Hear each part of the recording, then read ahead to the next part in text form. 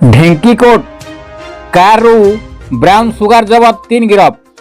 केन्दुझर भद्रक जाउथुबा brown sugar कार घटका थाना ढेंकुट फांडी NH 20 कटराबेड़ा पेट्रोल टांकी निकट में कारटी दुर्घटनाग्रस्त होई अटकी रही। तेबे खबर पाई पुलिस घटनास्थल में पहुंची तदंत पर कार रे ब्राउन सुगार थिबा जानी पारिथिले।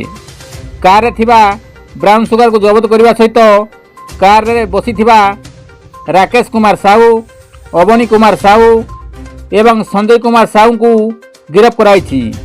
सेमाने समस्ते केन्दुझर बोली जमापड़ी। कविंद्र राउत और मनोरंजन दास का रिपोर्ट, केडी न्यूज ओडिया।